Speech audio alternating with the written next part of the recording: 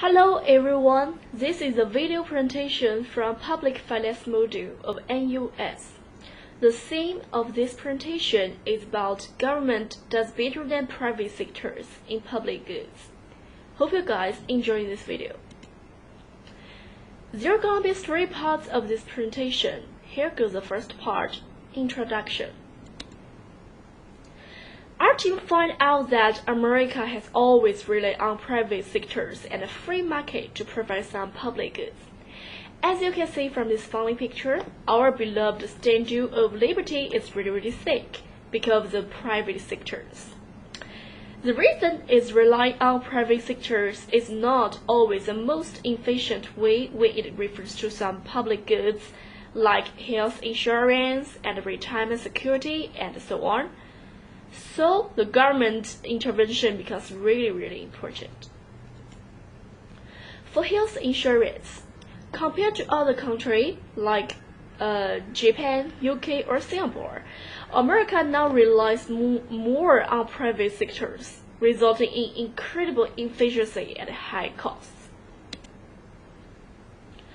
Before Medicare and Medicare provided by government were indicated in 1969, most health spending in US was out of pocket, meaning that Medicare and Medicaid provided by government are cheaper, more efficient, and involve less bureaucracy compared to private insurance. But now from this graph, we can see that the range of state spending is far above the out-of-pocket spending. Therefore, with more help of the government, American health insurance has place to improve.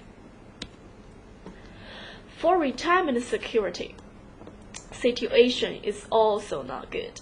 In America, most people are not perfectly rational and not professional enough on how much to save and how to invest. So they save too little and invest badly.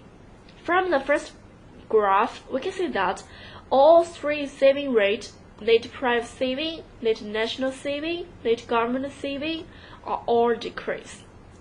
And net government saving is even a negative number.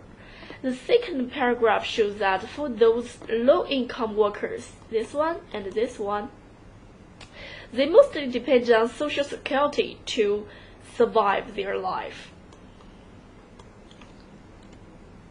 Compared to private sector, the benefits of Social Security are simple and clean, with low operation cost and minimal bureaucracy.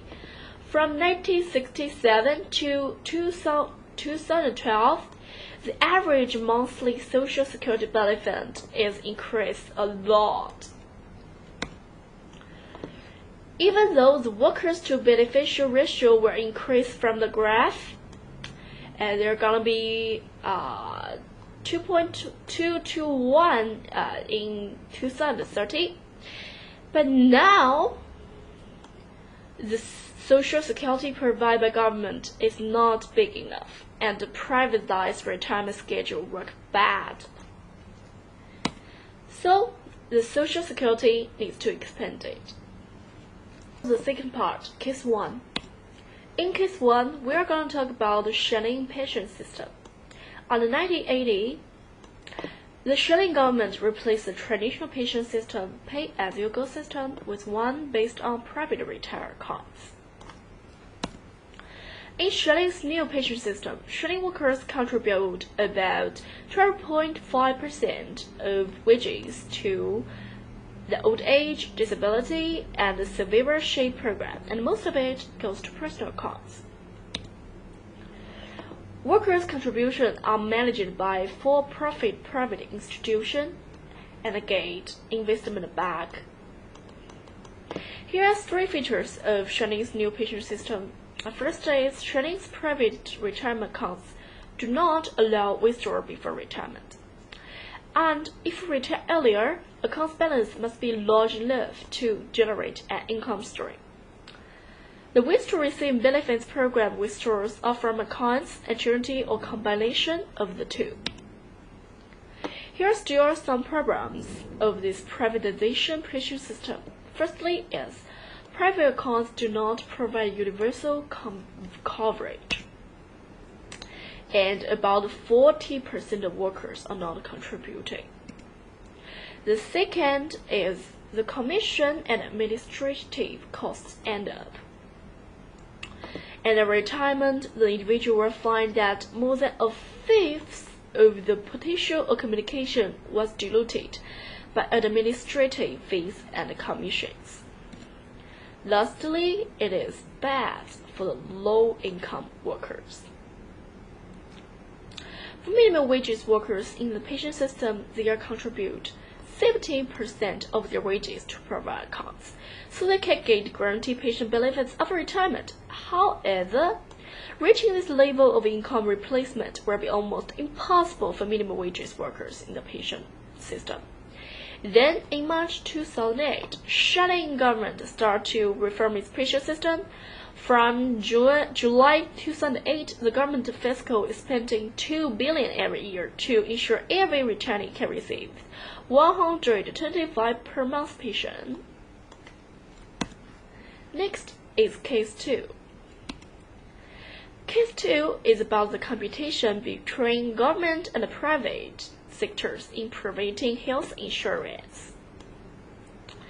In the US, where health spending is at the peak, with private spending on health exceeding private spending, basic health outcomes are worse than in Cuba. You can see this from this graph. The life expectancy at birth and the infant mortality rate are not good as Cuba,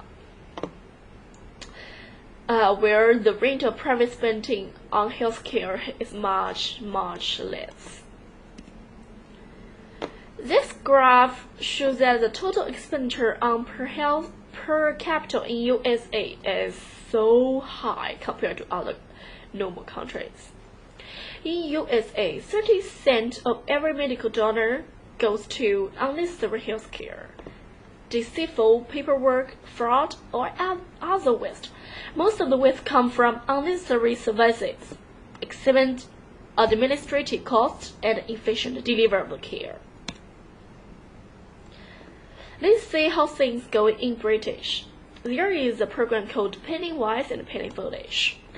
In Cornwall, the private contractor Cisco, which provides call center cover for out-of-hours GP services, decided to economize by replacing clinicians with call handle without medical training, who follow a set of computerized queues to make decisions about ambulance call-outs. The result of this is fourfold increase in ambulance call-outs, with the cost to be borne, of course, by the taxpayers. The conclusion is private healthcare systems are more efficient, partly because they provide universal coverage and can benefit from economics of scale. They require proper funding. Here comes the last part 3, conclusion. In conclusion, we're going to talk about why government does better in providing public goods. The first reason is market failure. We can see from the graph, the private sector provides too little, and the public sector can achieve social optimal, so the government does better in avoid market failure. And the second reason is it can avoid free ride program. If we use private sector, it simply cannot exclude free riders because of the non-excludability, have no incentive to provide public goods. But the public sector, it charge compulsory taxation to avoid free rider programs. I'll leave you guys about 30 minutes to watch this, to see these funny pictures. Okay, so we are all in the world of all kinds of free rider, like this old man, they want to enjoy other people's contribute, but they don't want to contribute anything. Okay, the third reason is the political attribute of government. The government's function is just about political domination and social management. And we know the government targets is about maintaining social order, meet the needs of the community, and realize social goals and values. The fourth reason is the government can protect the interests of valuable groups. If the private sector provides public goods, then some valuable groups will give up purchasing this kind of public products or consume alternatives that is really, really bad. But if government supplies public goods, all citizens enjoy the right to use the public products and are not influenced by others, which is very good. And the fifth reason is about fundraising. The cost of the investment finance is nearly always significantly more expensive with private operation because of the high profit for shareholders and the no credit rating, which means private companies pay higher interest rates. In all, there are some things that the market that simply cannot do. They include assuring national defense of custodies and advising and assuring human rights, which is very important. Ensure safe food and drinking water, organizing the financing of home ownership, increasing workshop health and safety, expanding the right to vote, reduce air pollution, maintain transparency in financial market.